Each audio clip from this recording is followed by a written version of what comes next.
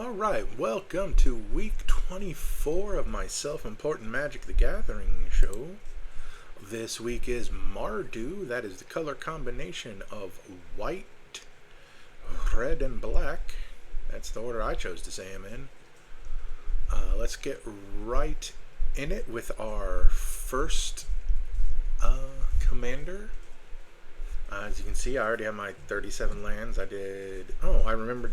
I decided that I did in fact want basics in this deck, even though I'm not going to have a way to search them up, probably. But let's see, we got our primary commander. We got Zurgo Thunder's Decree. That is full Mardu for a 2/4 Orc Warrior with Mobilize. The other card will explain what Mobilize is. But this has Mobilize 2, and during your end step, warrior tokens you control have this token can't be sacrificed. And as an alternate commander, we have Zurgo Storm Render, who has the same mana cost but slightly different stats. One of the toughness is lower for the power to be higher.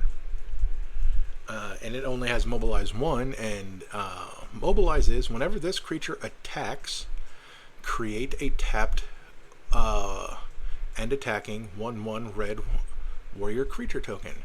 Sacrifice it at the beginning of the next end step.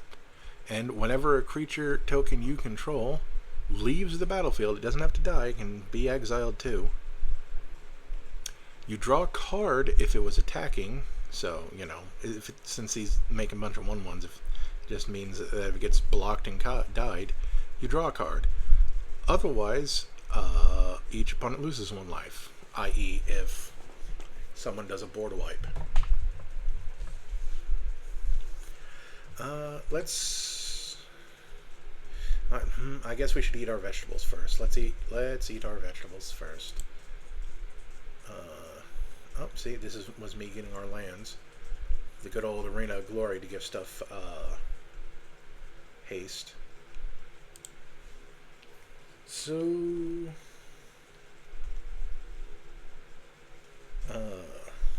oh, you know what? We don't have to do that here first. The card you can pry from my cold dead hands, even like it pays for commander tax. It pays for 1 round of commander tax because, you know, whichever one of these guys you decide to put in the command zone, you know they're going to get murked at least once. Then the Arc Sig. Then we'll go in here and type in Talisman of, because we're going to use all 3 of these. Then Signet, which means I probably didn't have to put in the Arcane. Nope. So all 3 of the Guild Signets. I know I did that ahead of time on a couple of decks beforehand, but I decided not to do that this time.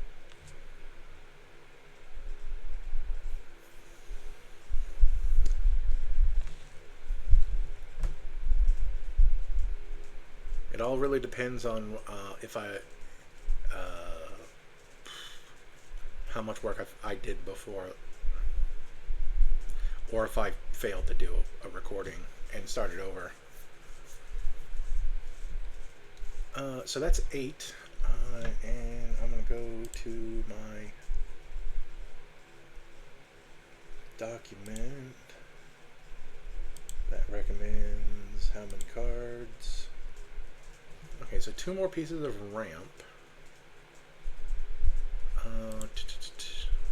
Let's see. So those pieces of ramp are going to go MV2T artifact. Like, there's some mana value 3 artifacts that are pretty good for mana, but we're not going to use any of them.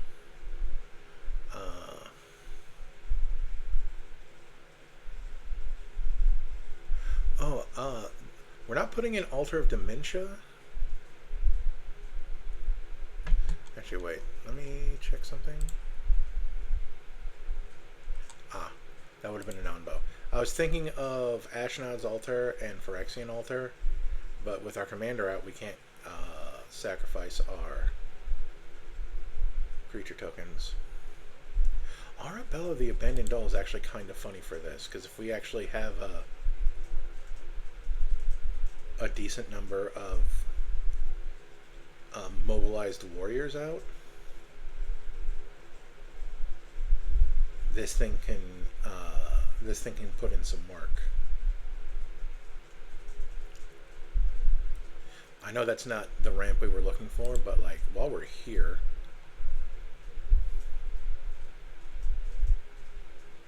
I think I know what I want to put in, because there's only so many 2 mana value mana rocks, and the ones that are left, I'll do colorless mana. Oh, actually, yeah, we could put in the diamonds.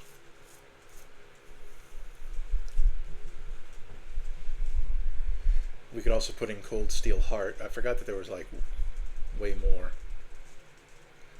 Because they don't need to come in untapped. Like, Green's ramp does a lot of, comes into play tapped, or summoning 6 mana dorks, so.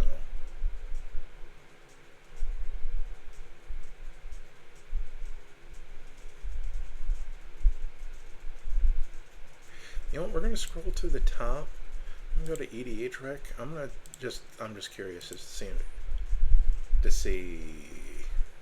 Yeah, yep, Skull Clamp, Lightning Greaves. Oh, Felbar Stone. Yeah. No, I get it. Swiftfoot Boots, Idol of Oblivion. We were going to get there.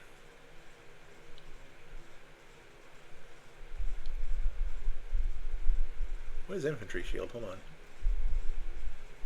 Oh, Mobilize X, where X is equal to its power. That's funny. We were going to look for stuff with Mobilize, but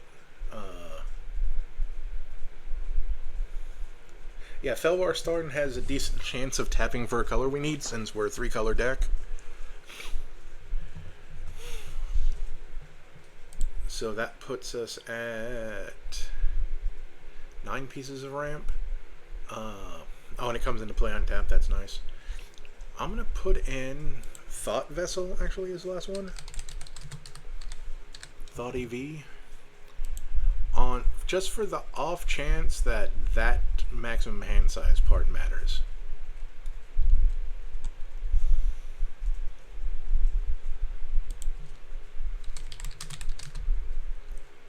We're also going to put in the Tome of Legends as a card draw piece, since we're probably going to, like, regardless of which one of these is the commander, we're going to be attacking with them.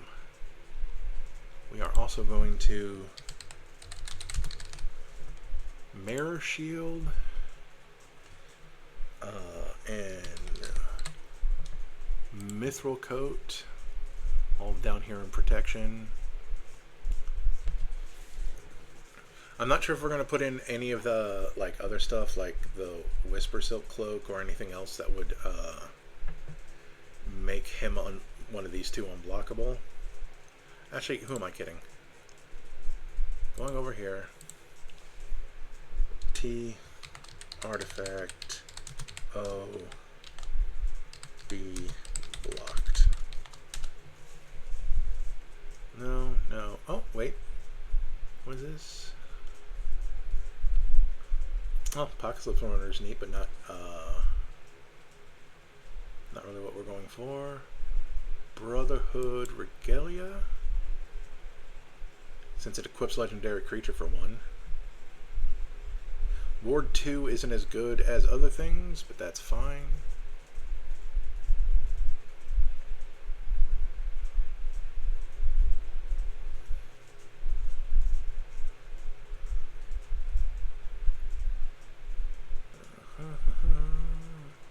I really should have put in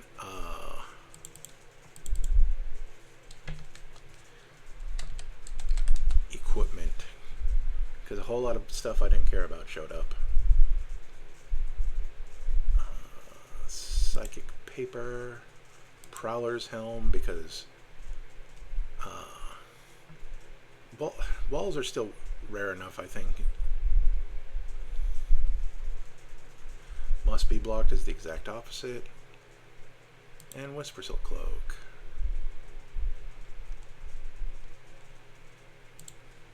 And we'll take everything in this section and move it down to protection.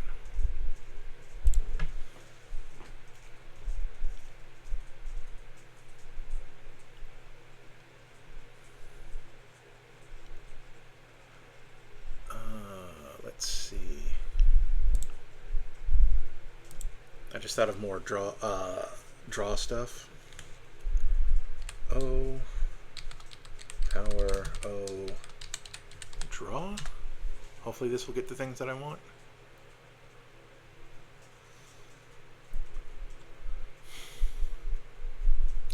Enduring Innocence is one of them.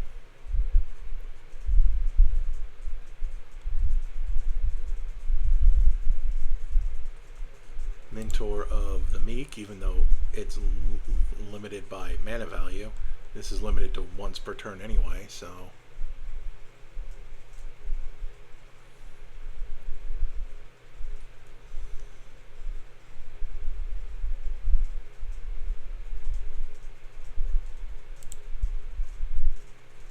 And then the Welcoming Vampire. There we go.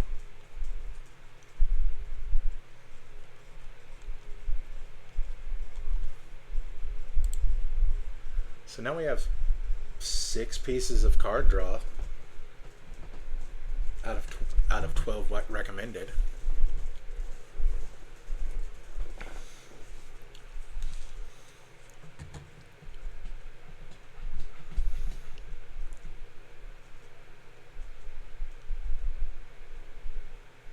Oh, that just says during your end step.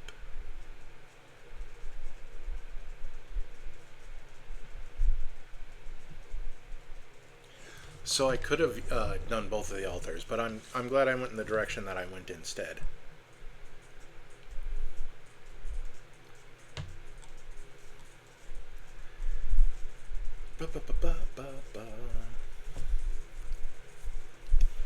Let's see. Do I really want to? Do I want more? You know, do I want more stuff with mobilize? Let's see. Mobilize.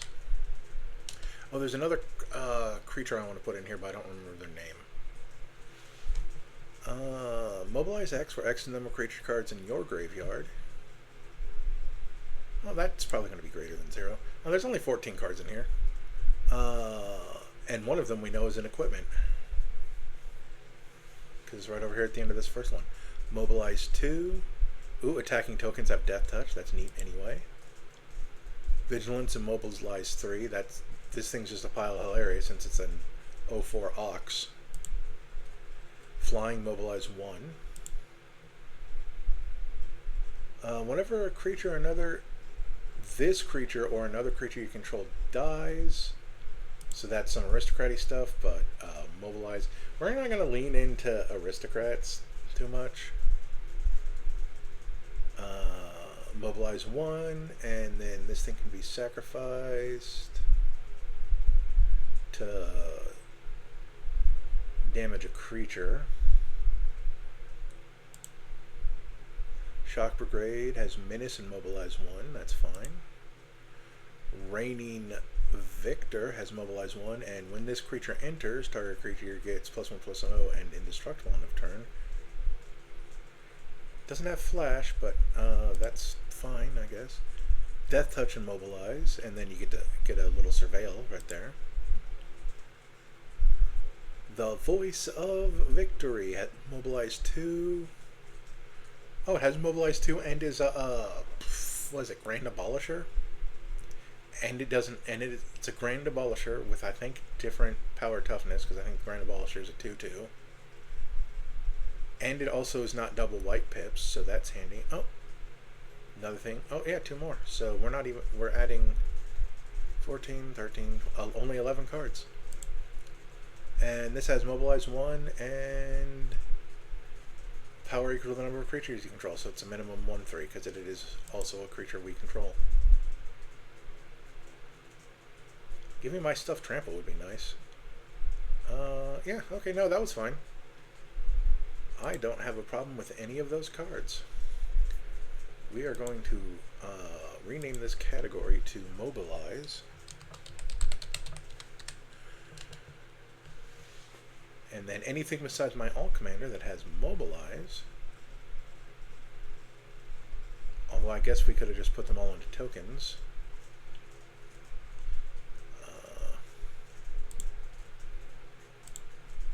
But I wanted, since I'm going to have other stuff that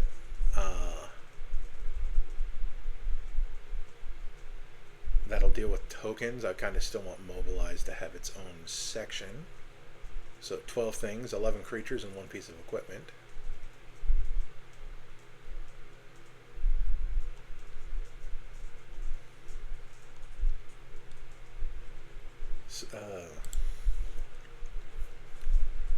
So we're gonna put in the baby mode stuff. O token O twice. We're gonna put in the Anointed Procession. We're gonna put in the Elspeth Stormslayer, and I think, oh, there we go, Mondrag Glory Dominus.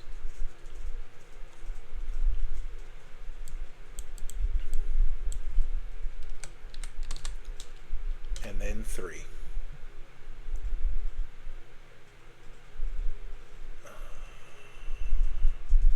Which gets Ozertag. O'Hare attack? I don't know, I guess it depends on if it's supposed to be Spanish or not.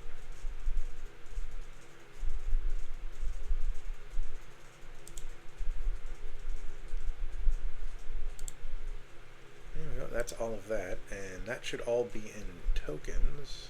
Yep.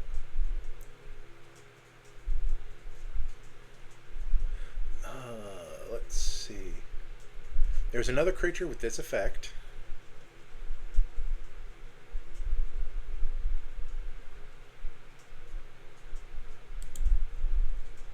So we're gonna go.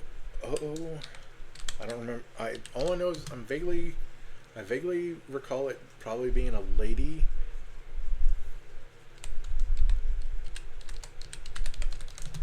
But we will see.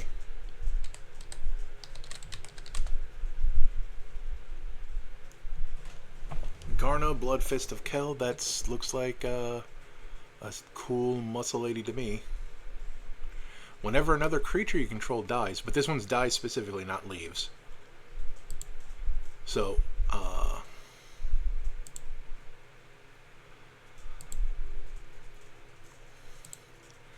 this. I guess she is going into. She is kind of a draw thing. I also guess. I mean, it's preferably a draw thing. Because drawing cards is good, but doing damage to your opponents is nice. And I guess we'll let it... well, I guess we technically have 8 pieces of card draw then. And I know both Stormrender and Blood Fist of Keld non-bow with Thunder's Decree as far as card draw goes. No, it doesn't. That's in battle. I confuse myself so much greatly with this. It's fine. It just means that...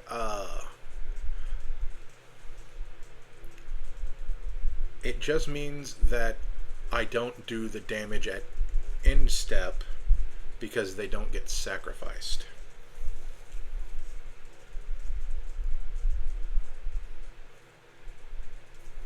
So they'll either stick around or I get to draw cards. Unless someone other than me board wipes. Oh, I should put in my removal. How many creatures do I have? Go to type. I have 19 creatures. Just from, not counting my commander. Let's go back to categories. I just remembered I should probably put in my removal. So, T instant order CMC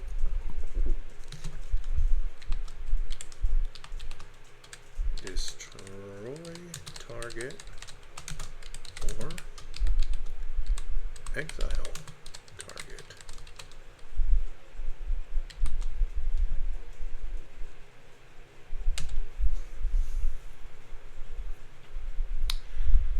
closing that really quick.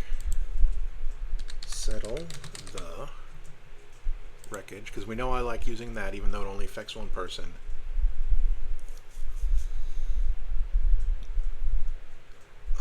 Oh. This gets some of our own stuff, but that's fine. Crippling Fear. We're going to rename this to Mass Disruption. Just Mass Disruption. Save category.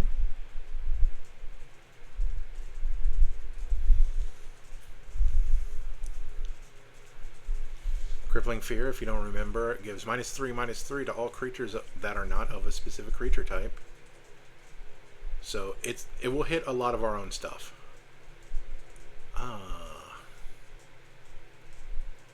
Though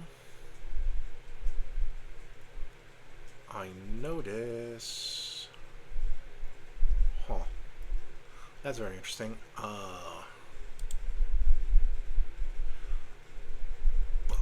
You know what? We'll get to it when we get to it. We're going to do this first. I just had another idea. Well, no, I kind of had the idea earlier, but it became more relevant just now. We'll get to it when we finish off the Mass Disruption.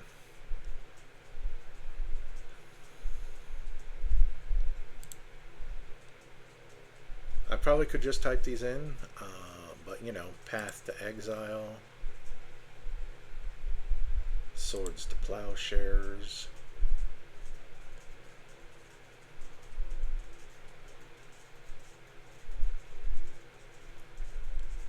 I think we'll do Unwanted Remake. I don't always use it. Bovine Intervention, because it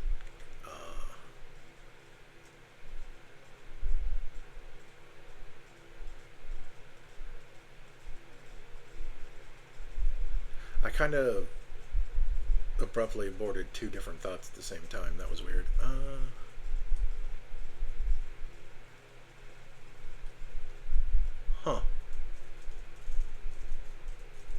Cloud's Limit Break is neat. Destroy target tapped creature for 2. For 3, it's any number of target tapped creatures with different controllers, which is interesting. Or for, so that's for 3, and then this is for 6 mana, destroy all tapped creatures. That is neat. D-Spark is fine. Target permanent with mana value 4 or greater. That's a great return on investment. A single disenchant, sure. If our commander was human, I'd put in Dire Tactics. Fateful Absence, sure. Since it gets creature or planeswalker.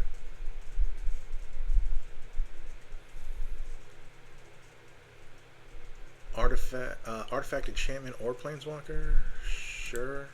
Like, go for the throat for non-artifact creature. I think I will put. I'm going back to putting cast down.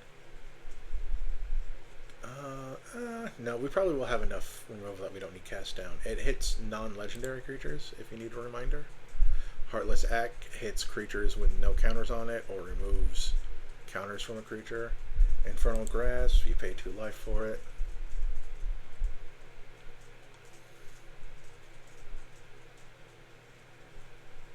Parting Gust, you give him a fish.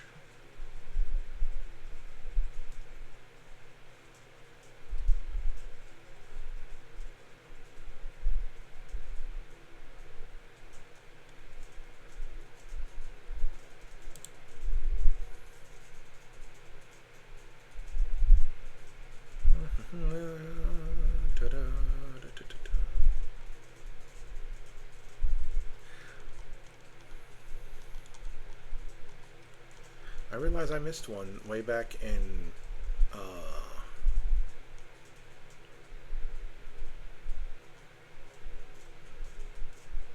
oh no, I didn't, because the one I was thinking of is a sorcery. Never mind. The things I was thinking I missed were sorceries.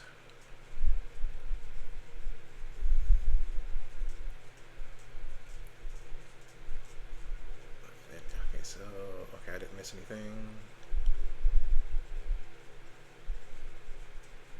Anguished Unmaking. I know there's artifact, creature, or planeswalker. No.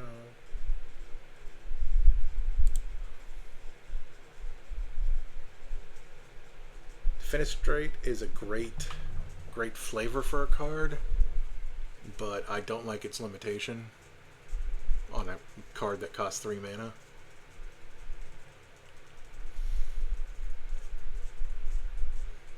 Generous Gift, of course. Any permanent and give them a elephant.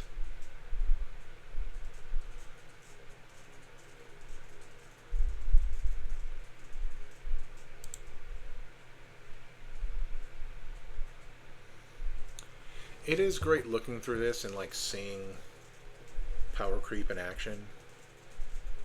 When like Murder costs 3, but Murderous Rider also costs 3, but you lose 2 life on that one. But you also staple to a creature that you can cast later for another 3.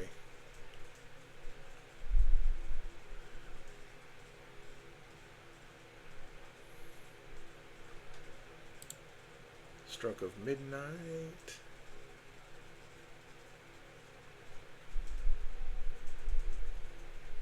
We're going to go into mana value 4 because I know there's at least... There's Baleful Mastery.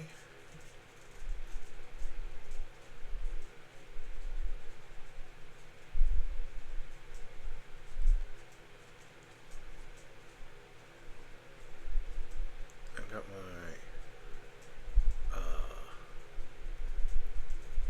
I mean, we could do Drag to the Underworld because there's a good chance that this only costs 2 black. We'll put it in for now. And if we find we have more than 12, we know some of the things we can cut. I don't like taking people's stuff. So we're not going to hurl through heck.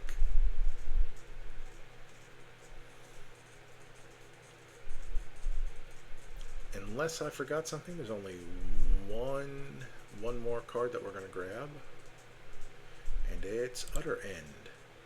Exile target non-land permanent. Scroll to the top.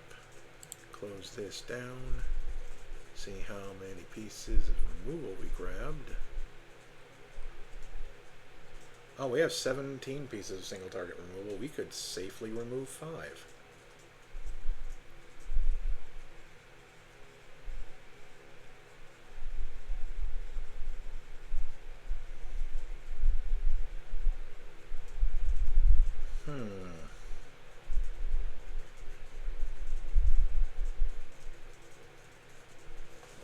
Well, let's put in the rest of our mass disruption. Let's see. It was Shattering Spree, which we got, because that's the one that destroys an artifact, but it has Replicate. That's what makes it better than Smelt, which is the same thing but doesn't have Replicate. Then we got Vandal Blast to destroy all artifacts we don't control.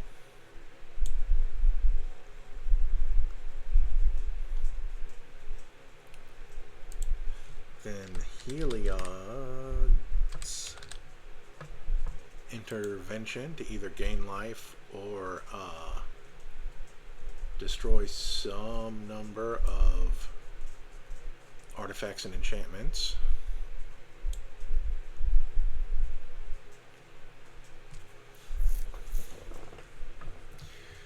Vandal Blast is mildly tempting to put in this one just because we have Garna and this Zurgo. Because that does turn all of all of our creatures into damage if both of those things are happening at the same time. But anyway, let's dump D-Spark because of its limitation. Drag to the Underworld for its requirement for the discount. Fracture for costing 2 different colors of mana, maybe? That is only one of two things that are single target enchantment removals. I think I'm going to dump Bovine Intervention this time. And Unwanted Remake, because like I said, I normally don't use it.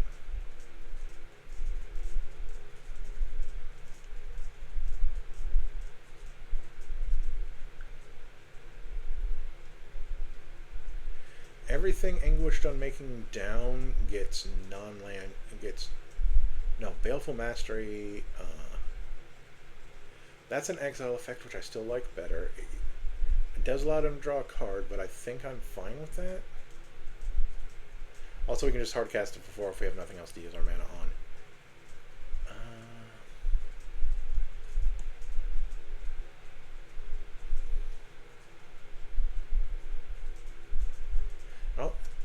Go for the Throat. Doesn't hit artifact creatures. Like no, like we're spoiled for choice. That's why we're at this point. Oh, now we're down to 12. Okay. And then we can have I mean, you can have more, but this obviously. And I think I know which. I know what one I want it to be. Dusk Dawn. I just don't remember. Destroy all creatures with power 3 or greater. And then this one returns all creatures with power 2 or less from your graveyard to the battlefield. That's what I was looking at all my stuff for. I had a lot of power 2 or lesses. So that's my 6th piece of mass disruption as soon as I move it to the correct location.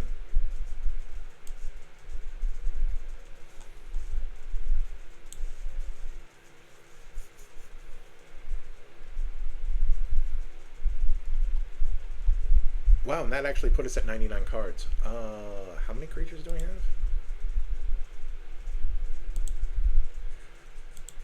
I mean, we have mobilize.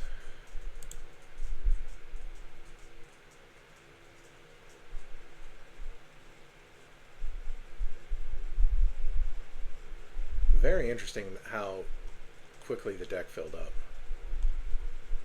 What's our mana curve? That's interesting. We have mostly white cards. That makes sense. So,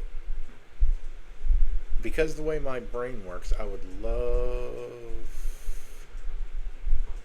I want mana value. Well, of course, 37 at 0. So, let's find something big in the colors of red and black.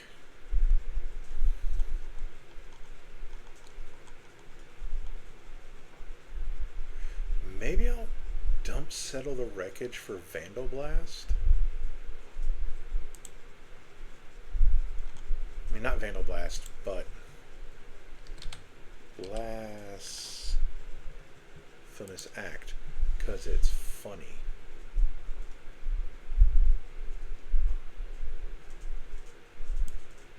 There's also Blasphemous Edict. So mass disruption. Maybe we just get rid of Shattering Spree. Because Heliod's Intervention is better. That's why it costs 1 more. I still like Crippling Fear.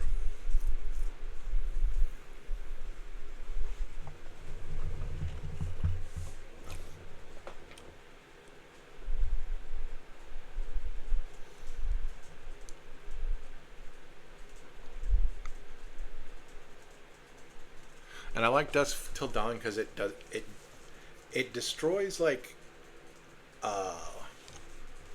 2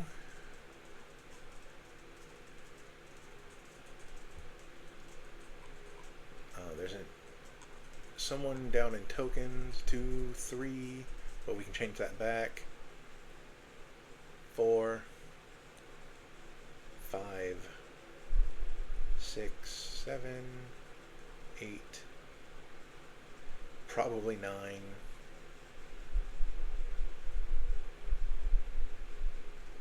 Destroys 9. It destroys half of the creatures in the deck, but that's fine. Oh, actually, I know what I want.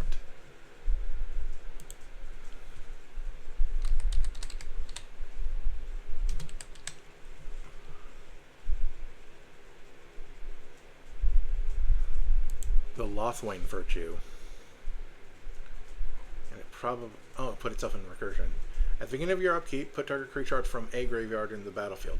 The battlefield part is important, so I don't have to cast it. Because if we look at Shieldred, the specific one... Oh no, she puts it on the battlefield, but she's also a 6/6. So, and also this making our opponent sacrifice stuff, and also this like we'll make this thing a bigger target. Also, it's a creature instead of an enchantment. And then there's Palace Siege, which puts it into our hand.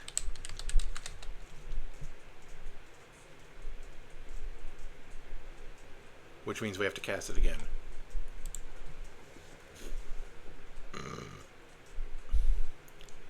So we hope that other people have. And it's also another piece of removal. It's not a good piece of removal.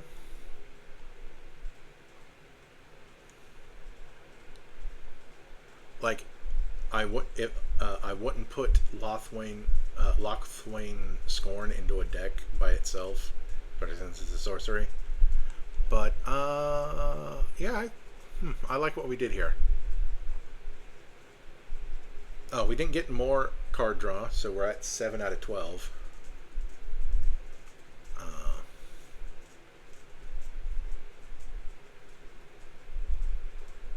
But it's all repeatable card draw. Oh, we're at 8 out of 12, I'm sorry. But it's all repeatable card draw.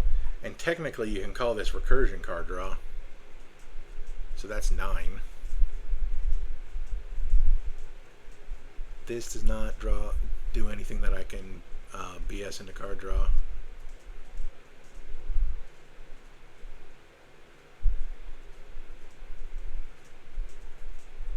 But yeah, no, I like what we did there.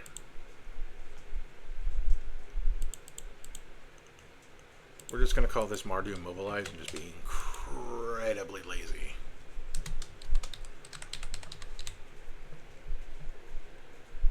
I'm going to throw that onto unlisted. And if you know me, you know that I record these some number of days ahead of time. Not that it helps, but like if you somehow could guess, I guess, what the names are.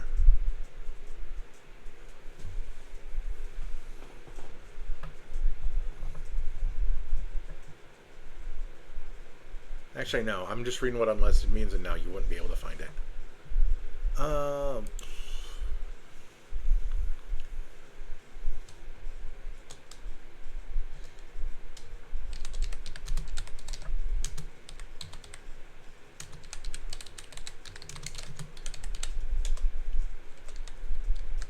Yeah, I really don't know what to put there, but that's that. And so let's go here. Let's export specific categories. We are going to export protection, ramp, removal, and mass disruption. Even if I end up taking stuff out, those are at least the starting points. Copy. Ding. Because we have our second deck, which I see I already put the land in, but there's only 59 cards. So let's see what happens. You know, let's see what's in the deck first. So it's Neriv, Heart of the Storm, which is 1 and Mardu for a 4/5 Spirit Dragon with flying, and if a creature you control that entered this turn would deal damage, it deals twice that much damage instead. Okay. And then, oh, looks like this deck is mostly built. So let's see what happens when, so we're going to look at all these cards, then we're going to put in the stuff I copied, and then we're going to see if we have to take stuff out. So in the section called Anthem, we have Fervor, which is a very old enchantment. It is much older than 2015. Well, yeah, it's at least maybe a decade older than 2015. But it is 2 and a red for an enchantment that says creatures control of haste. Very, very basic old magic. Then we have Hammer of Perforos. It is 1 and 2 red for a legendary enchantment artifact that gives your creatures control haste and has some other ability that doesn't matter. Rising of the Day is Fervor, except it makes your legendary creatures 1 more power. Anger says creatures you control have haste as long as this is in your graveyard and you control a mountain. There's a good chance we're going to control a mountain. It is also itself just a 2/2 with haste, and that's not the important part. You want to get it in your discard pile. Enduring Courage. Whenever another creature you control enters, it gets +2/+0 and gains haste until end of turn. And if this thing dies, if it was a creature, you put it back onto the battlefield as an enchantment. Then Ogre Battle Driver is Enduring Courage, but it doesn't come back. It's also yep, it's, oh wow, it's basically the, wow. And we have 2 cases of direct upgrades for same mana value. Ogre Battle Driver to Enduring Courage, and Fervor into Rising of the Day. And then we have the Helm of the Host, which costs 4, equips for 5, and then at the beginning of combat on your turn, you get a token, a copy of whatever is being equipped, except it's not legendary if the creature is legendary, and the token gains haste. Haste, as you can imagine, is very important to that, dealing double damage. Then we have Urabrask the Hidden, which creatures you control have haste, creatures your opponents control enter the battlefield tap. That's neat. Then we have Warstorm Surge. Whenever a creature you control enters, it deals damage equal to its power to any target. We do not have Terror of the Peaks in the deck, because Terror of the Peaks is the creature that deals the damage. And while that's neat, Warstorm Surge is the effect that we want, if we want to take advantage of our commander. Then we have Chainer, Nightmare Adapt. You can discard a card, which is a good way to get rid of anger. So if you discard a card, you may cast a creature spell from your graveyard this turn, activate only once each turn. So this is a good way to get back creatures that have died because you attacked because they had haste. Whenever a non-creature enters the battlefield under your control, if you didn't cast it from your hand, it gains haste. So yeah, if you don't have any of your other haste enablers, this thing can at least enable haste from stuff that comes from the graveyard. Technically, it also gives haste to ninjas. There are no red ninjas, but we have all of these ninjas. What they do is less important than the fact that they are a way of putting our haste creatures back into our hand to reuse, to get this back.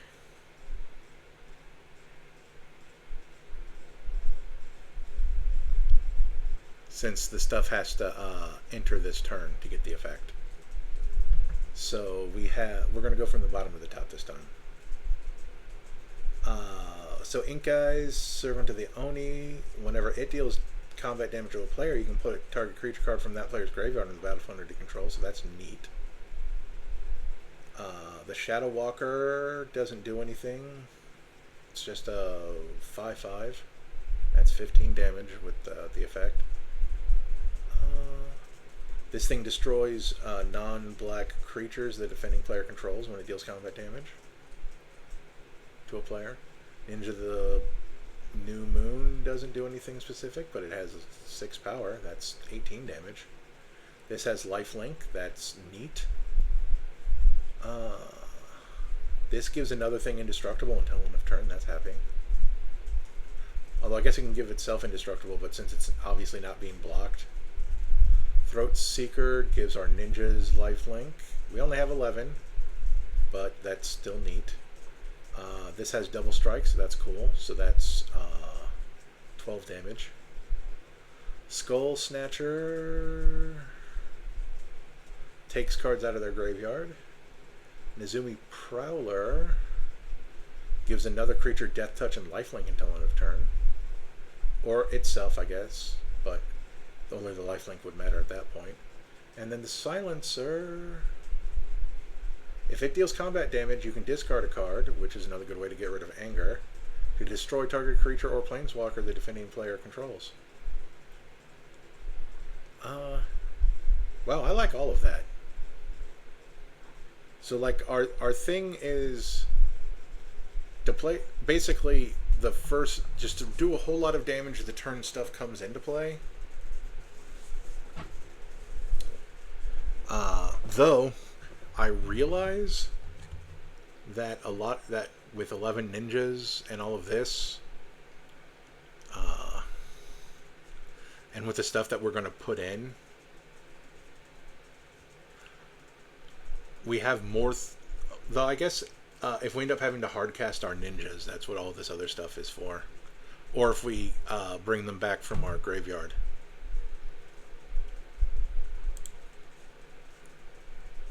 Oh, that is not what I meant. I meant to import. Control V. Save those changes. Oh wow, we still have room for 5 more cards.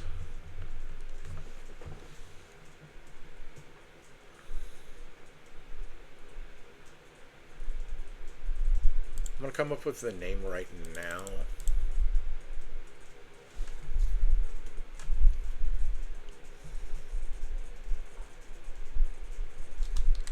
Then I actually don't.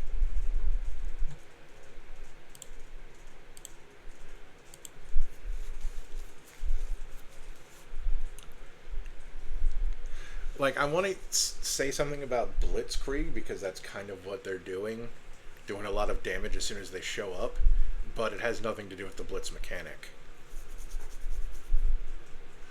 Speaking of the Blitz mechanic, Shadow the Hedgehog, from the Sonic the Hedgehog secret lair, man,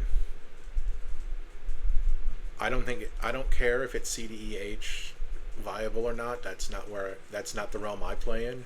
I just think that's a neat card. Actually, I like all of the cards from that secret lair except Dr. Robotnik, because he has a villainous choice, but his villainous choice makes him not really good for the villainous choice deck I made, since my villainous choice deck doesn't have a lot of robots or constructs. Oh well.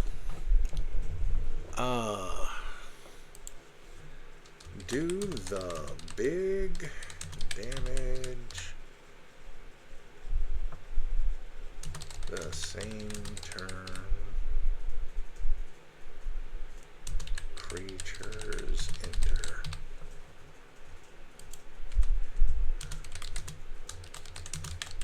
There, that's our stupid name for this deck. Save changes. Let's go here and... Okay, we only have 16 creatures. That's a problem. So we're going to go up to 21 creatures. I was going to think about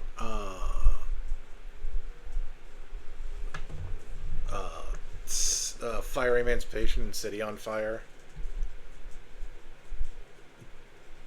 But, no.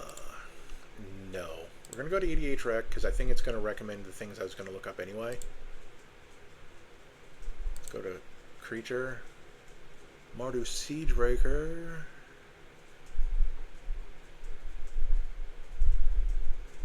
Oh, okay. I'm gonna read Mardu Siege Breaker because I understand. It has Death Touch and Haste, so it has native haste. When this creature enters, exile up to one other target creature you control until this creature leaves the battlefield, which means dies or is exiled. So nice. There's very few things that gets around that, and those very few things are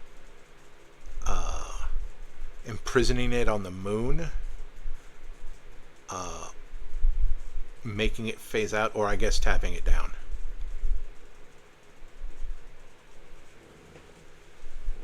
So there's actually a lot of things when you go into that third category, but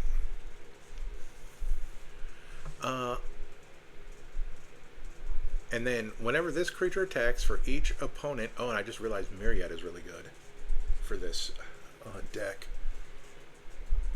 We're not going to do anything with mobilize, just to keep that separate. For each opponent, create a tap token that's a copy of the exile card attacking that opponent. At the beginning of your end step, sacrifice those tokens. Mardu Siegebreaker also would have gone well in Zurgo's Stormrender deck, but that's fine. I'm good with the choices I made. But we are going to use that. It's a 50-cent card. Oh.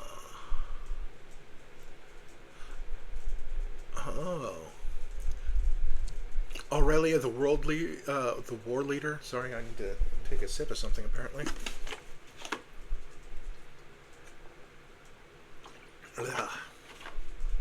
Has flying vigilance and haste. All of my haste enablers really don't mean a whole lot if I'm going to add stuff that has haste. But that's fine. Whenever Aurelia, the war leader, attacks for the first time each turn, untap all creatures you control. After this phase, there's an additional combat phase. Ding. Very ding. Because, like, if it's the turn that... Because that's double, triple damage for stuff that entered the battlefield that turn. So that's 2 out of 5. What is you? On the beginning of on your turn, another target creature you control gains haste and Myriad. As we said, Myriad is really good. Battle Angels of Tyr also have Myriad.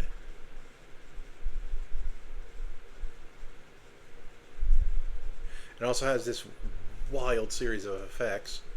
Whenever Battle Angels of Tyr deal combat damage to a player, draw a card if they have more cards in hand than you. Then you create a treasure token if that player controls more lands than each other player, so not just you. Oh, it has the first one was also more cards than each other player, but that's fine because you're attacking everybody.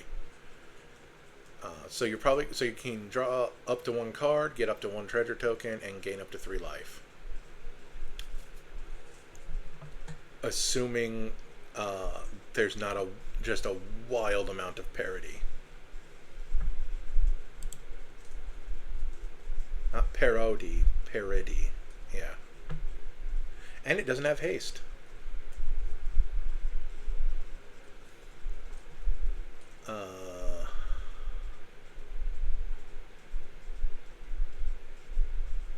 Oh, Combustible Gear Hulk is hilarious, but it only hits 1 person.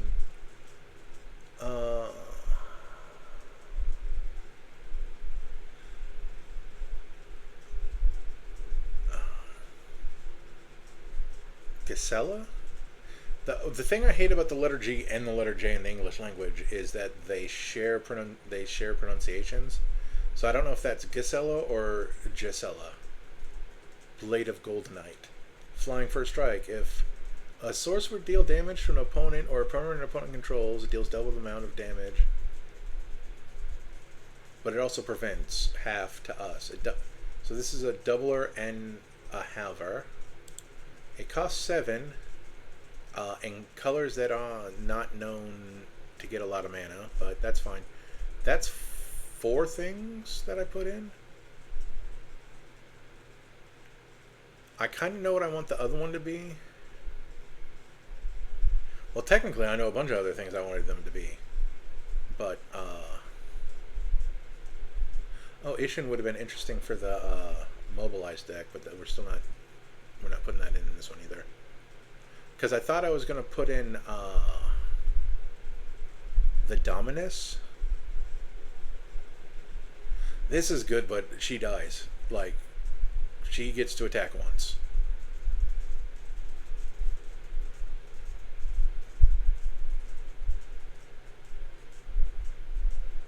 Oh, Master Multiplied would have been good in the other deck as well.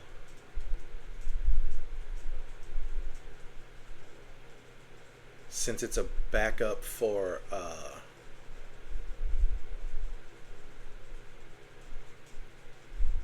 our commander, if you think about it.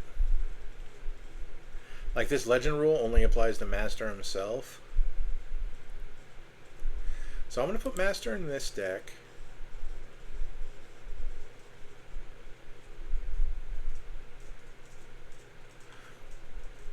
Oh, that is interesting that I didn't see the Mayhem Dominus on this list.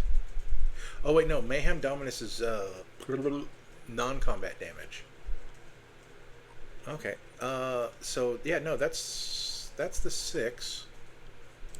Right? That's... Or 5. Yeah, we're not drawing... Like, we don't have any card advantage in this deck. Go figure.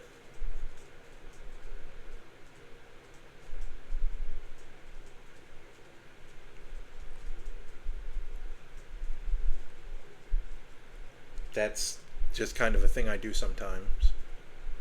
But now we're going to go back to my the previous deck, which was Mardu Mobilize. Let me get rid of you. Oh, that's right. Ding. I was doing something and put things into grids. So we could get rid of Arabella.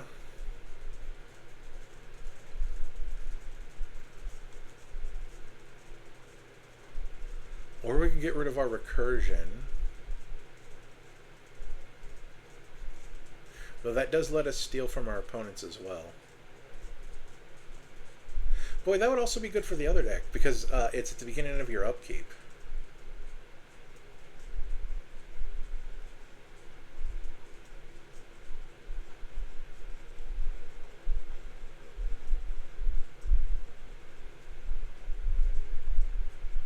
You know what? We're not going to put it in this deck, but if you wanted to copy my deck for some reason, this is probably just telling us about the deck building contest for July that I don't care about.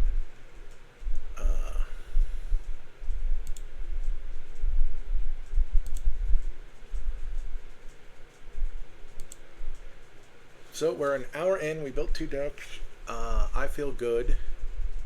I feel good about both of the decks I made for different reasons. Let's see. Oh, I closed the program I didn't want to close. Why did I close that program? Hold on. This has nothing to do with what we're doing right now.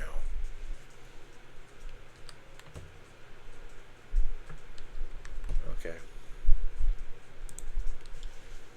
Let's go back to enters for big damage.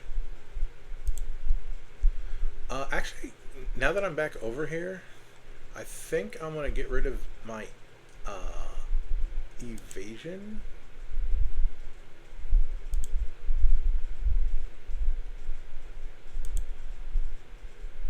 Section.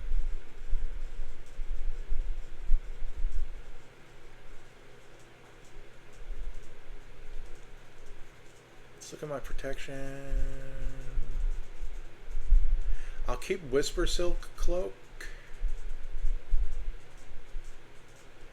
because it gives Shroud. And this gives Indestructible. That's good.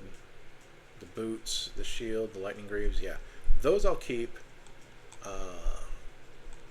So now we have 3 more spots over here. I just want to look back over here to see if there was... Actually, no. I'm going to actually search. Oh. would deal damage. Hopefully that's the helpful. Oh, Angrath's Marauders. It costs 7.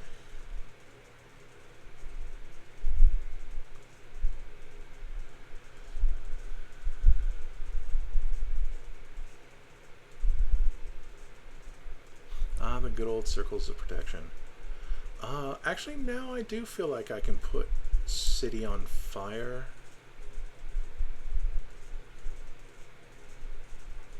And Fiery Emancipation in this deck. There.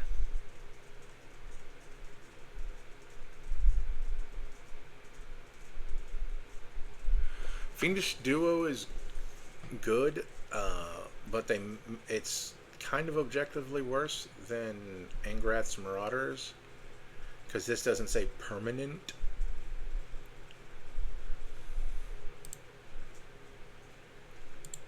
And that put us back at 100, right? Yep. I know you thought I maybe would have put card draw in here, but you'd be wrong.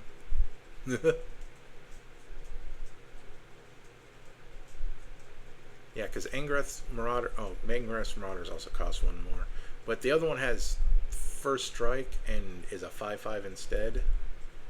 So it is really interesting how much dealing damage to permanents in addition to players. Let's see how many creatures I have now. 22, and half of them are ninjas.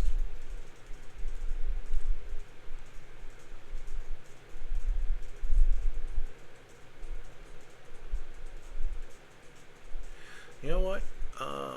Again, as much as I like City on Fire, and Fiery Emancipation is one of my favorite cards ever, I'm going to take that out because I do want more creatures.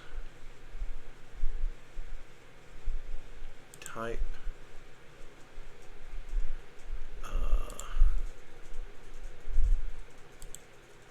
Actually, I know exactly now that I thought about it. I know what. I was about to put in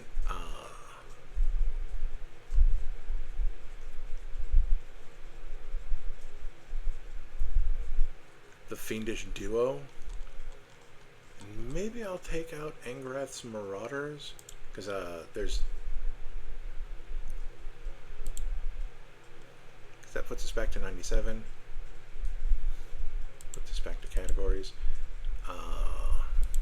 Because actually I want Virtue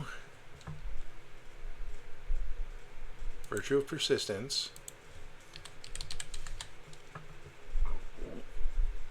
Palace Siege, even though I have to cast them again,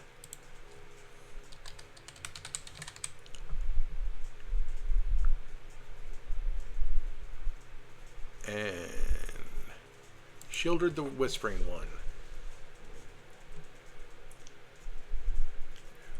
All 4 of these cards that make up for my lack of card draw, I guess you could say. And since they come in on your upkeep, that haste matters. And the haste, the enabling of haste, and that they came in, play that turn, all matters. So there we go. We used up some more time, and I think we just improved the deck a tiny bit.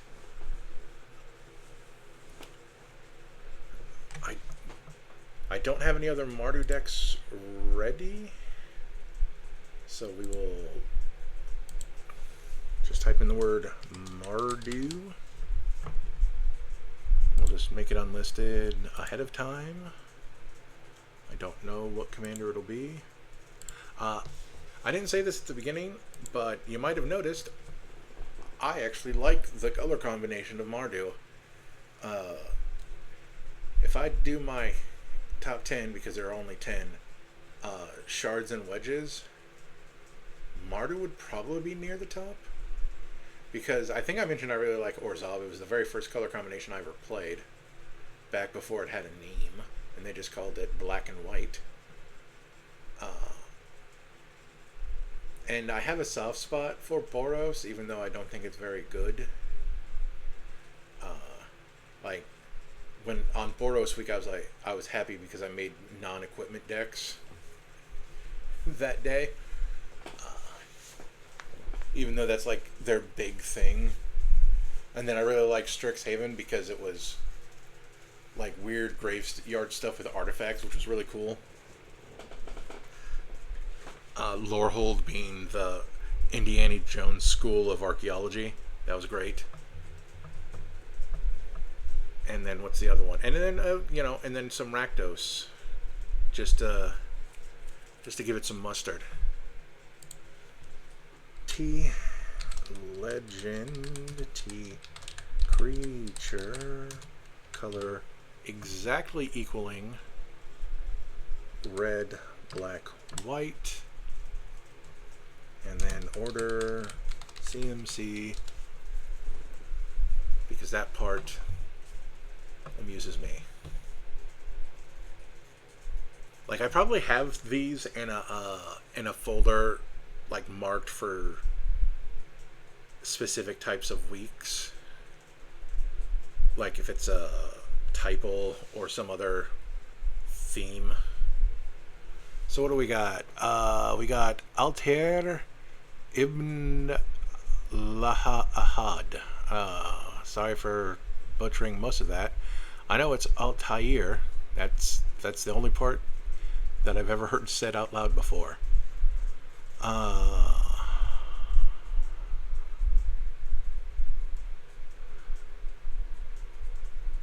Huh. Okay. That's some interesting Mardu assassin stuff that we're not going to do here.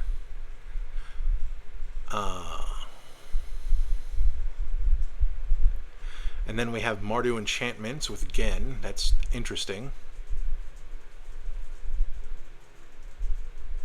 That's actually, again, all enchantment creatures or enchantment commanders got way more interesting when Final Fantasy came out. And Ghen is no exception.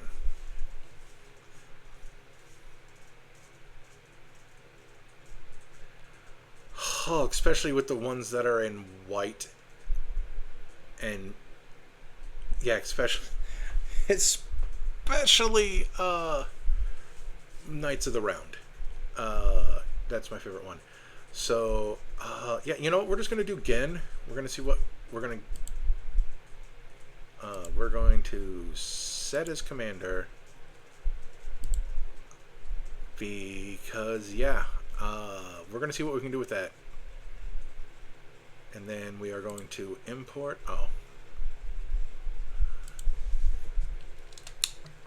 We're going to import all of that.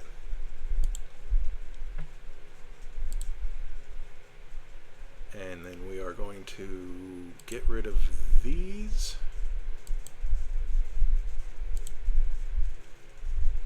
We're going to keep those. We're going to keep that.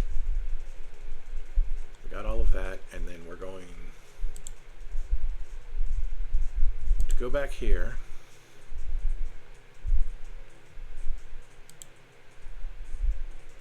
Copy card names with quantity, because I did put in basic lands. And then we're going to go up here, because we're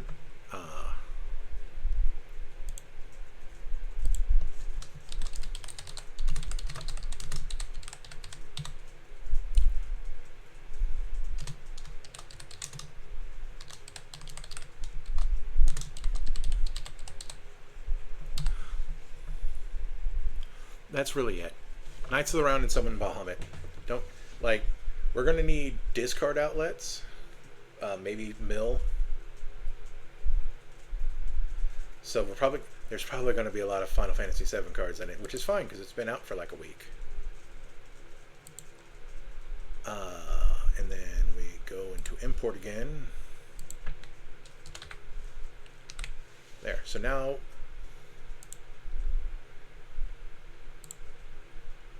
So 71 cards, because that's how much our removal, ramp, land, and protection. Although, wait, getting rid of Dust Till Dawn. Oh, and Blasphemous Act. Oh, we probably don't need that in the other deck either, do we?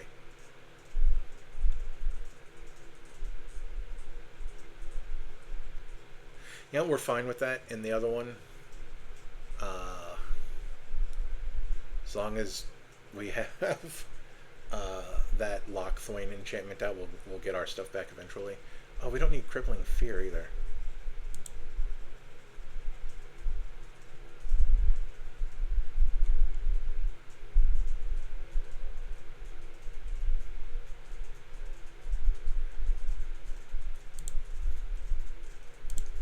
This is why we don't blindly copy pasta.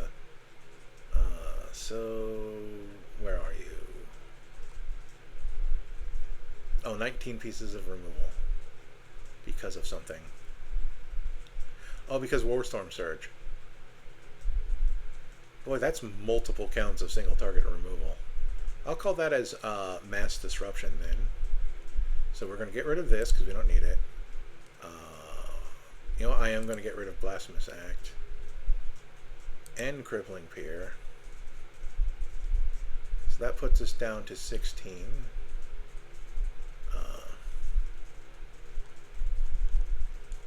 We're going to put back in Settle the Wreckage. Because it's a card I like. That's basically the only reason. Settle the Wreckage.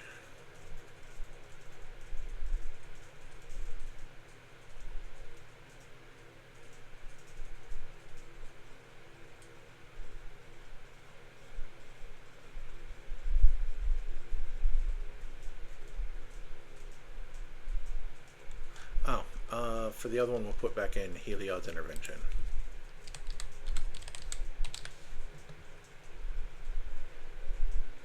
Or is it still in here? There it is. So, Warstorm Surge, Settle the Wreckage.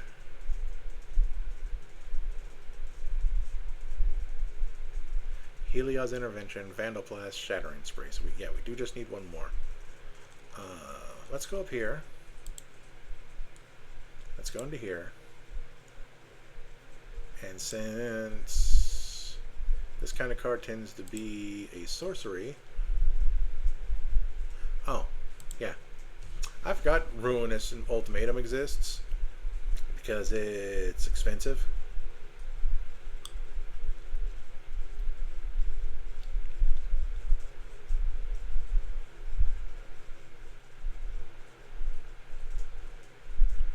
I'm not going to put it in... Boy, I'm tempted to. I'll think about putting... Oh, we're actually still at 99 because I did... Oh, which means something took itself out, didn't it?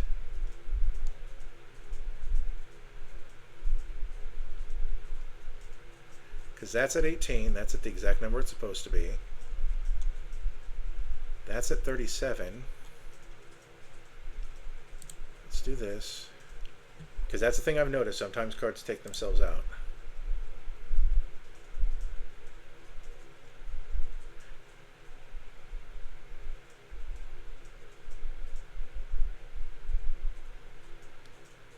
But I couldn't tell you what. Does deck history remember? Okay, so 1, 2, 3.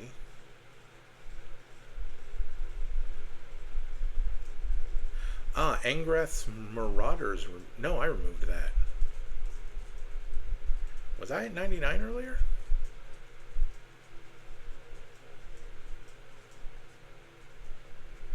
No. No.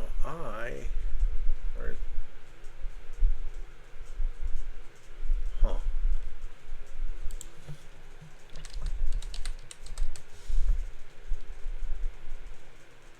we're going to put that in because I don't remember what else it could have been.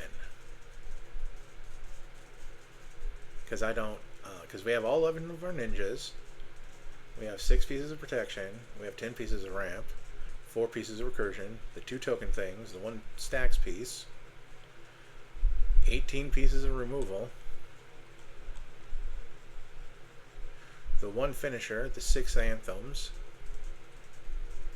The Helm of the Host, Battle Angels of Tyr. Yeah, this is the only thing. So now we're at 100. That was weird. Anyway, back to Mardu enchantments. We are now down to 68 cards, which is good. We have 15 out of 18 pieces of removal. We are going to give it Ruinous.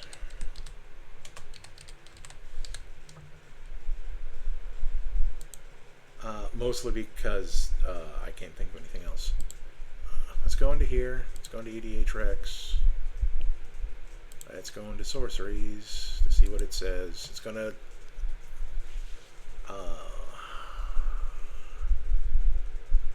talk about stuff I don't want to talk about.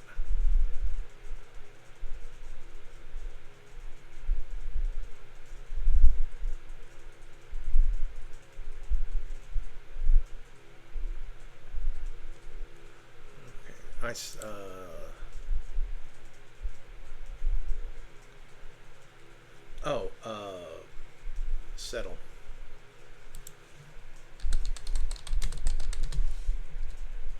We will settle the wreckage, and now we only need one more.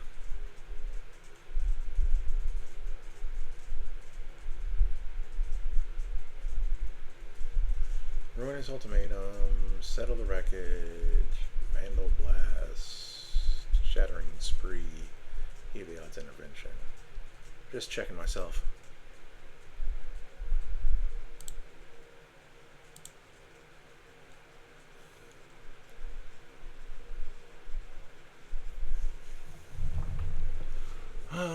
You know what? Maybe something in removal will come up when we do this, because we're going to go here. Let's see. First thing we're going to look up is enchantment spell. Some things will come up. We're not going to do Blessed Spirits. I do like Blightcaster a little bit, but you really have to multicast during your turn. +1/+1 counter on each creature you control. That's kind of interesting. Oh, Hollowed Haunting. Because that gives us our creatures flying and vigilance if we have 7 or more enchantments. So that's neat.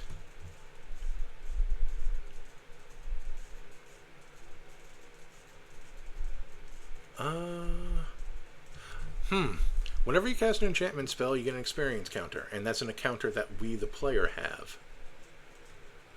Put a white and black spirit enchantment creature token into the battlefield. It has this creature's power and toughness are each equal to the number of experience counters you have. That is interesting.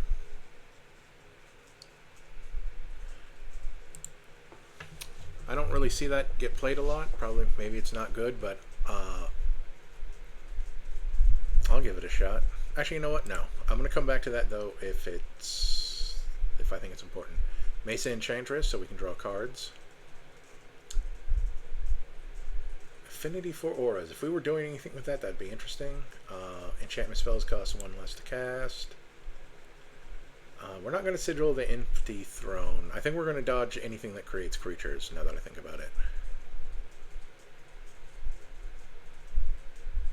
And then this one. So yeah, so I guess you can call this additional ramp. 2 pieces of additional ramp, or was it 3? No, just 2. ENTERS. So now we're going to look for stuff that gives bonuses when enchantments enter.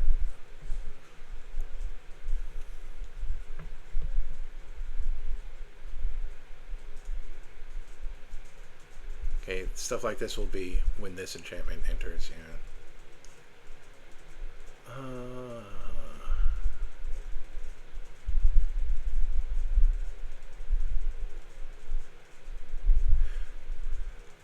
The Banishing Light series of stuff is actually kind of interesting.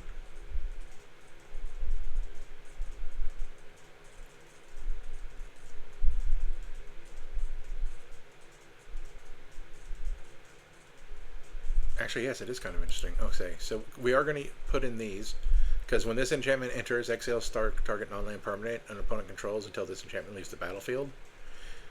If you target a commander with this, they can just put it back in their command zone, which means we can later sacrifice it to bring something else back.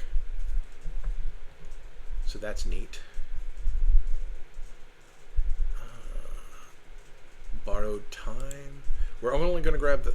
Oh, wow, this is also more single target removal, which means we can probably take out other single target removal. Theoretically.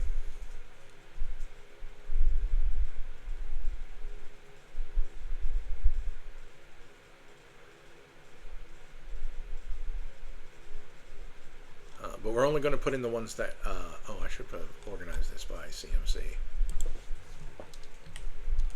Order CMC. That way, after a certain point, I can ignore certain ones.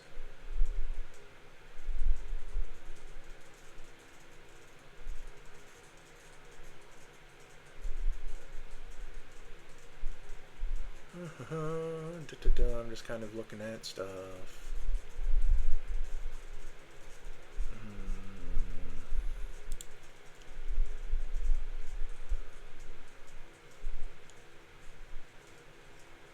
This isn't really what I was hoping to find when I typed in my search terms, but now I feel too committed. That's creature or planeswalker.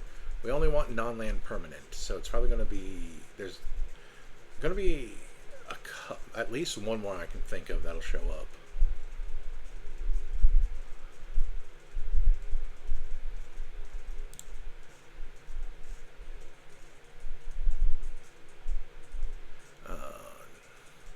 One of them has this mana value, 1 white.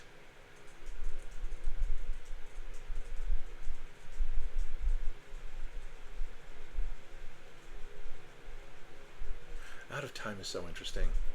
It phases a bunch of stuff out. Prison Realm, that's creature or planeswalker again. There it is. Seal from Existence. It's non-land permanent.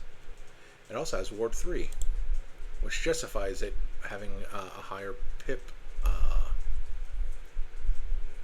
requirement. Artifact or creature? That's interesting. That gets way too much stuff.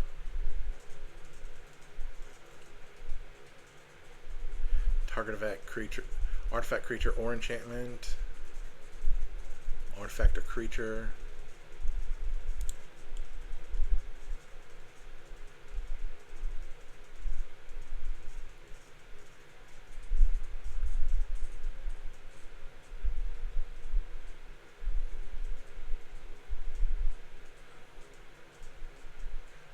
The funny thing is unless I typed in something up there that I didn't mean to type in, I'm not finding the stuff that I meant to find. So,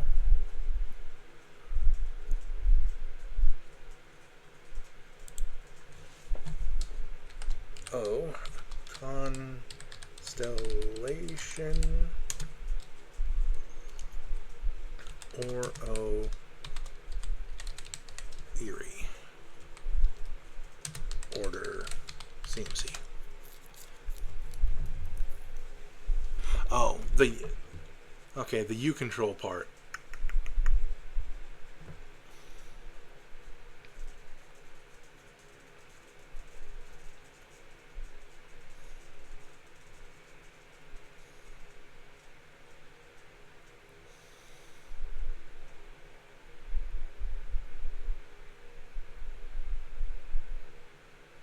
I think we're going to dodge the Arcanum of Sun's Grace, even though it creates flying creatures.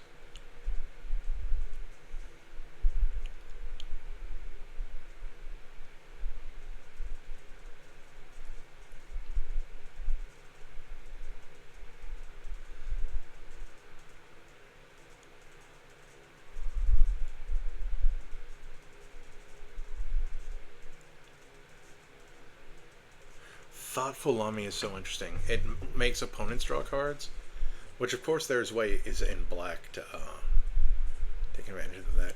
And this just goes to show that all the really good constellation effects are in green.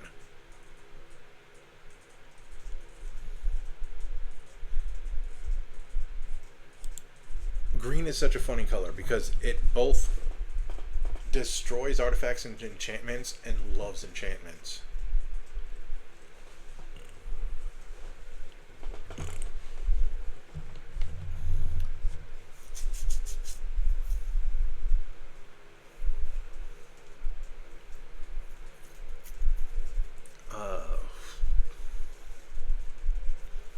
What are we at? I doubt we...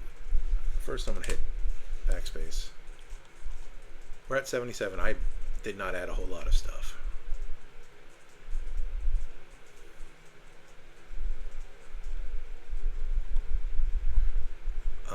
I think I am going to get into the sagas now.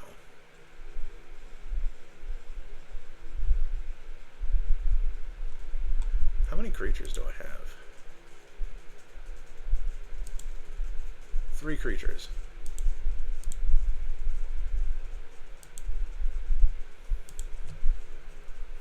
So we're going to go T Saga first.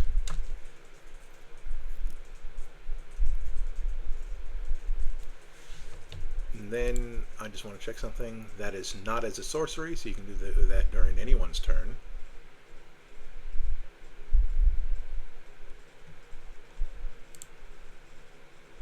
And then I also want to order CMC. Order CMC. The reason why I like sagas is because they put themselves in the graveyard. So and then you can also just get rid of a saga if its final form isn't anything you care about.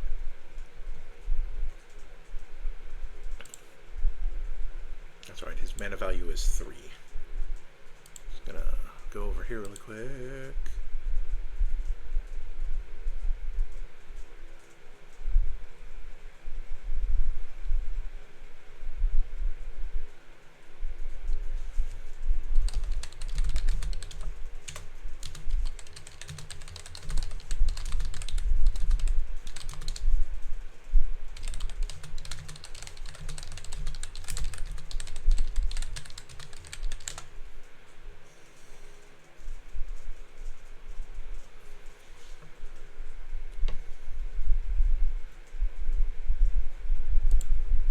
Just replying to something that I felt the need to reply to right now.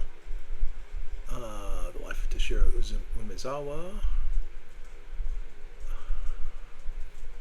Yes. Michiko's Reign of Truth, since we're planning on having a good number of enchantments.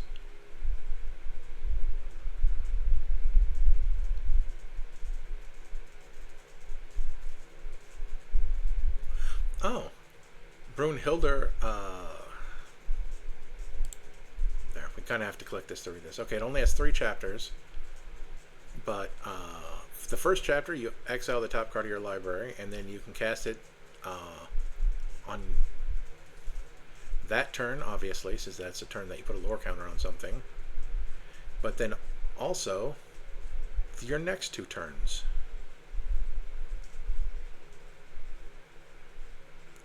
And then you can you also give other stuff you cast haste, which I feel is important. So we're going to put that in there for now. It can always come back out.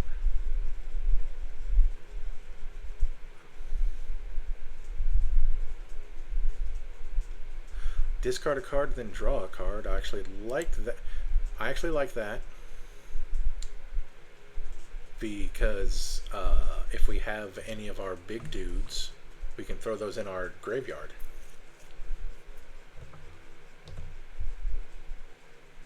That's the rat one. That destroys small things.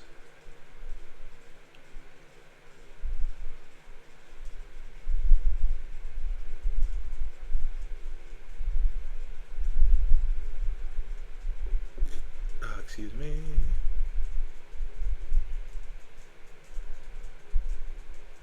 Boy, Hide that consumes all really messes with one of the two other Mardu decks we built today. Let's throw down Fable the Mirror Breaker.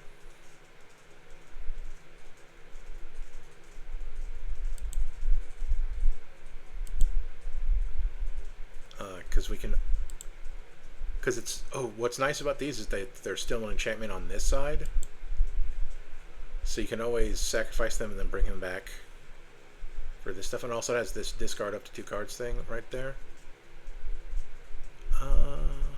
Okay, this is not an enchantment on the front, and that's what's important. But he also discards cards, so that's worth considering.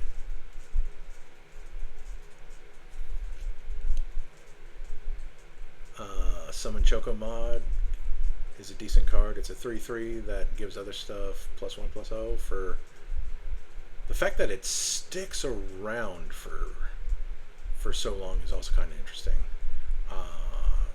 We're going to put it in for now, but don't be surprised if it comes back out. 2 rounds of discard a card to draw a card, and then 1 round of adding a red mana.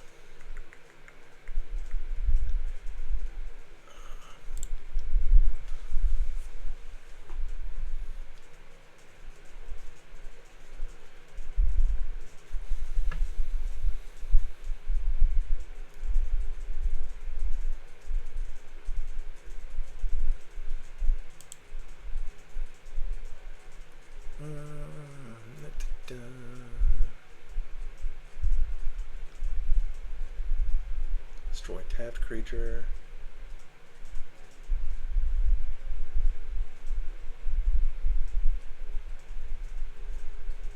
Trial of the Time Lord is super interesting, but I don't think I'm going to put that in this one. Thunder of Unity. Oh, that's a saga from, wow. Tarkir Dragonstorm? Why is it TDM? Anyway, you draw 2 cards and you lose 2 life. Okay. Then whenever a creature control enters this turn, each opponent loses 1 life and you gain 1 life. Well, that's interesting, but not super helpful, it feels like. Once again, not a enchantment on the front. But it's still cool. 1 ring to...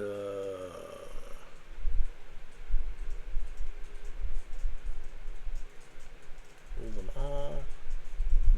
I don't want to do that. Jacked isn't 1 on the front. Origin of the Hidden One. Oh, this is Assassin's Creed. Deals 4 damage to any target. Okay, then you get 2 assassins with menace who aren't that strong, and then something else to do with assassins. That's not worth 4 mana. Well, I guess technically the first part is worth 4 mana, even though this is sorcery speed. Esperama. That's only to creatures. Summon Yojimbo. Okay, hold on. Exile target artifact, enchantment, or tap creature an opponent controls. Okay. Until your next turn, creatures can't attack you. So you get a... Oh, that just reminds me, I should probably put Ghostly Crimson in this deck. And then... Oh, okay. You know what? I like Yojimbo. We're also going to close this really quick for Ghostly Prison.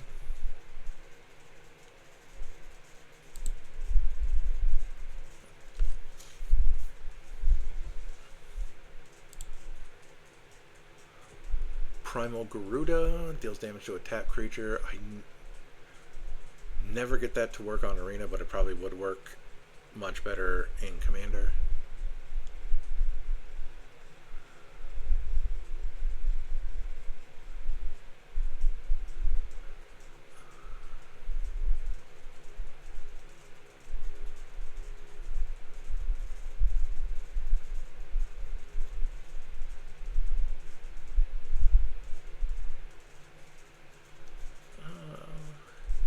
So the Flux deals 4 damage to target creature and opponent controls. That's like the entry level fee right up here. And then you get 1, 2, 3, 4 turns of exiling the top card of your library to play that card this turn. Hopefully, by the time you're casting this, you can do that. And then 6 red is pretty good. Okay, we'll add in the Flux.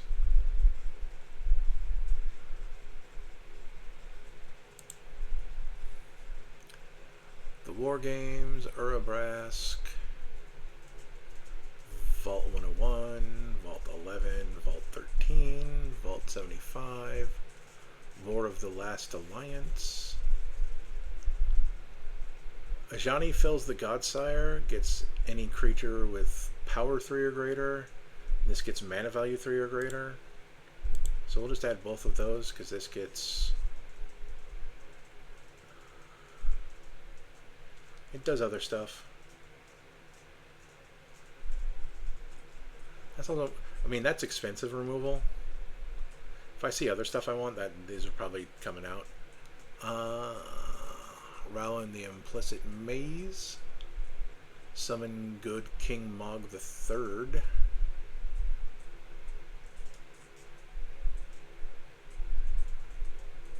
Tale of Tinuvel? Okay, that is an accent mark. I don't know what that accent mark means. As an advocate for accent marks, I actually don't know what all of them do. Weird bit of hypocrisy on my part. Oh, there and back again. I just like this one because you get Smog. And then if you can bring it back, you can get another Smog and then get 14 treasures. Assuming your first Smog didn't get exiled.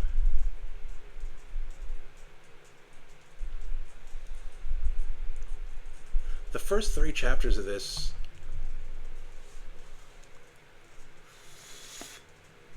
even with a 4/4 minutes just don't feel worth 6 mana. Oh, Genesis of the Daleks though. It's not a creature, but 3 chapters of getting 1 Dalek, 2 Daleks, and then 3 Daleks. Don't care, I like that one. War in Heaven, Parting of the Ways. Primal Odin just might get someone out of the game. What does Kujata do? Knights of the Round and Bahamut, of course, going in here. So we are at 93. Oh, we have 3 things that count themselves as card draw. I think there was another thing, but that drew cards, but it probably put itself in a different section. Who knows? Oh, Fable of the Mirror Breaker, because it put itself in ramp.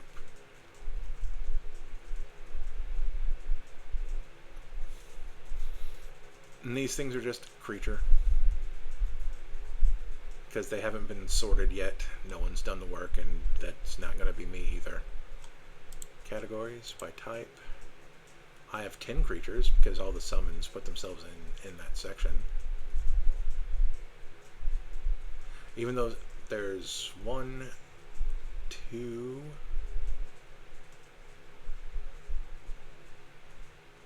2 creatures over here, and then another thing that makes creatures. Is there anything over here in my removal section that I want to get rid of now? Probably not. We're going back to categories. What was it? 7 more spaces? 7 more spaces. Let's scroll to top. I think that, yeah, we're not, since it doesn't matter what kind of enchantment it is, I'm going to put in other enchantments. So we're going to go here, go into enchantments, we're going to see what it says. Smothering Tithe, we're not doing that. Phyrexian Arena for more card draw.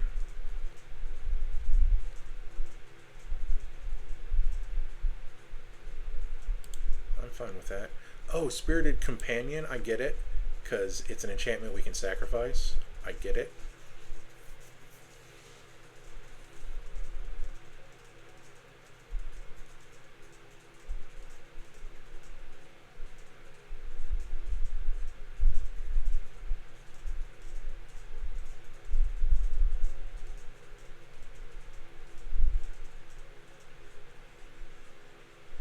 Black market connections.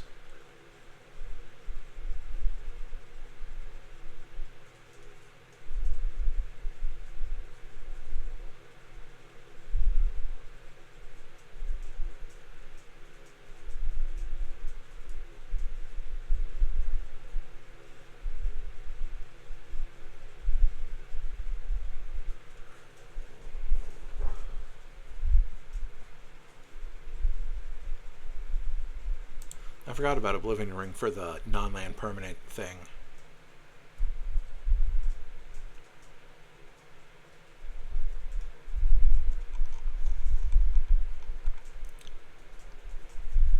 But this also reminded me that I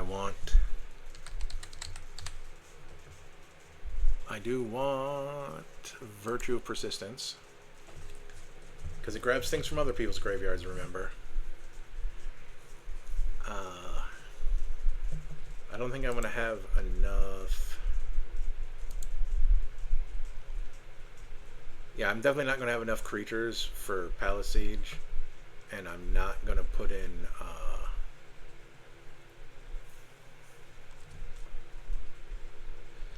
Shieldred, the Whispering one. There we go. It took me a second to remember her name, even though we were just putting her into another deck.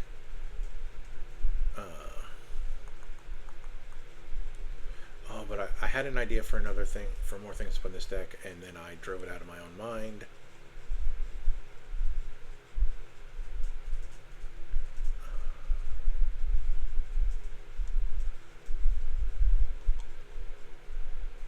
It was enchantments.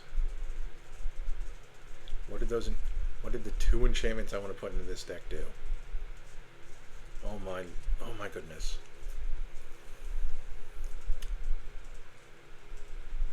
Oh, I can't believe myself.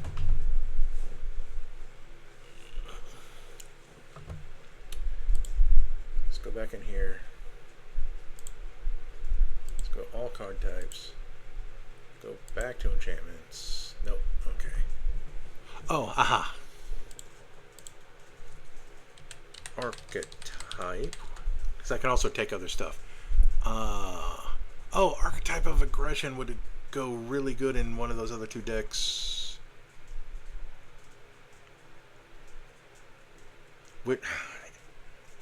Anybody remember which one I was like, oh man, I really want Trample in this deck? Was it the...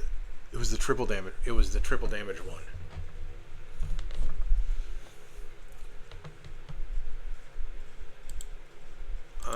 I'm probably going to take out some of my extra removal for these three things, because I like all three of them. And then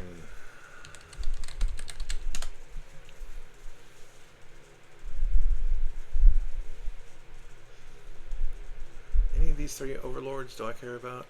Mill some cards. I guess self-mill.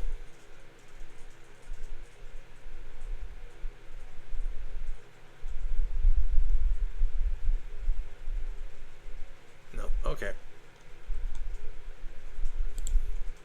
So we are one over.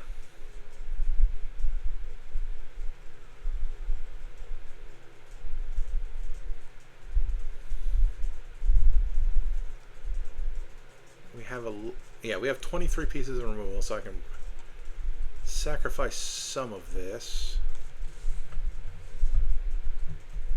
None of it is you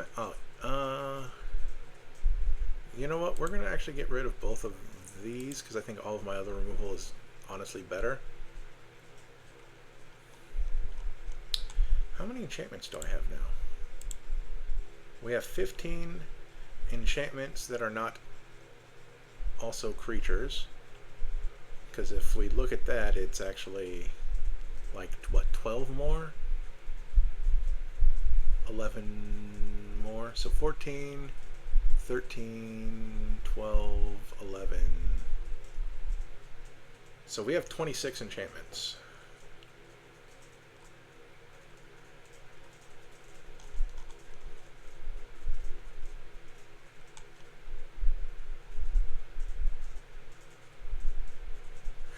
I know what I want the last card to be, and if I knew what to take out,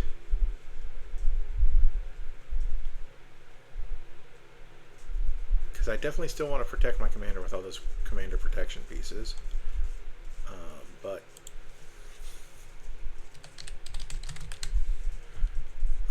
the Hammer of Perforos just for some haste, since it is also an artifact anyway. And then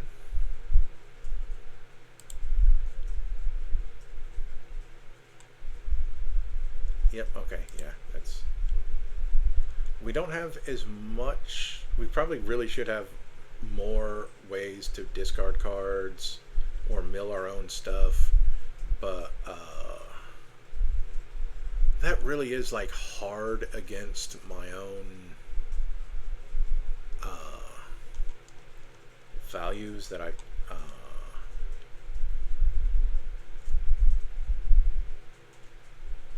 actually I don't like the flux.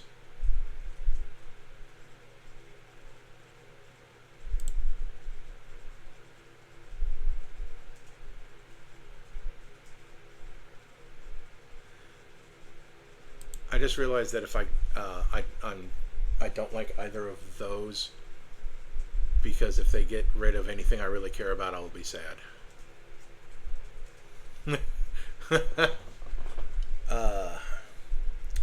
So that got rid of one of my creatures, unfortunately.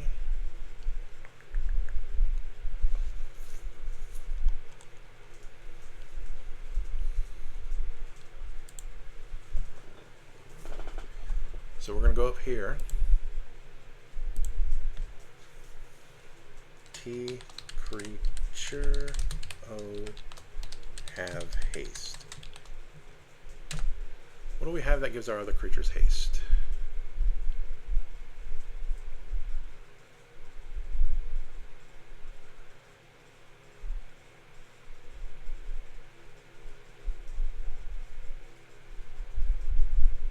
I just realized that that other Garna goes good with sagas if this was more of a saga deck.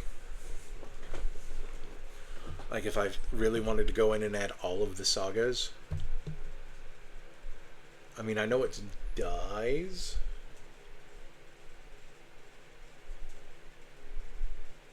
but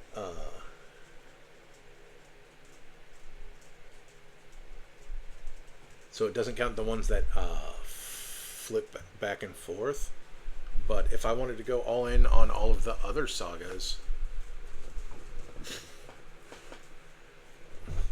that's a good way to ping people for damage. I had that thought just now.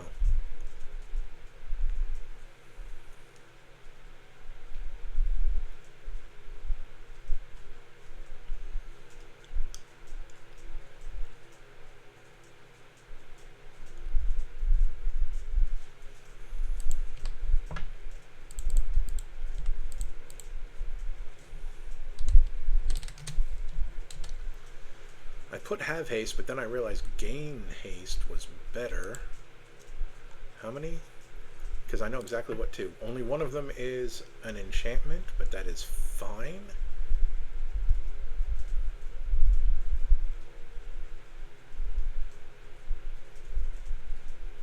And I should.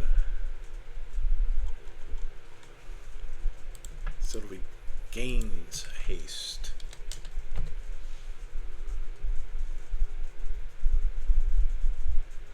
Because it is the two things that were from that other deck. The Enduring Courage, because it's an enchantment creature, and the Orc Battle Driver, because it also gives them +2/+0.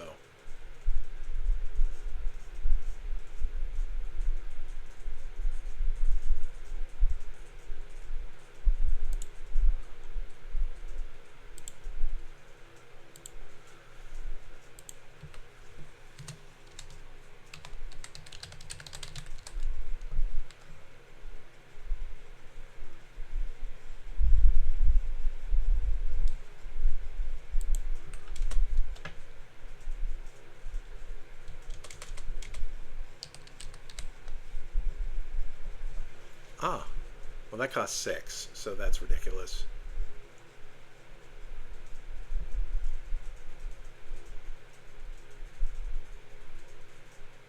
Although Perforos the Bronze-Blooded is kind of interesting if we had more creatures. So how many total creatures do we have? Type. We managed to get up to 15, 16, 17. Technically 18 because this makes a creature. 19 because Genesis got Daleks will make at least one. Though that one is gloriously overpriced. But for what I tried to do here, I like what I ended up with. Oh, and that puts us close enough to 2 hours that I don't feel bad about ending the episode after 3 decks. So we are going to close this for now. We are going to move both of these decks into... Oh, nope, can't drag it from there. We drag it from here. Put those in the past episode. Well, they're probably not going to want to move. But next week is Teamer. A color combination I do like, but have trouble coming up with ideas for, because there's just not a lot of command. It's like I like the color combination more than I like the commanders in it. See ya then.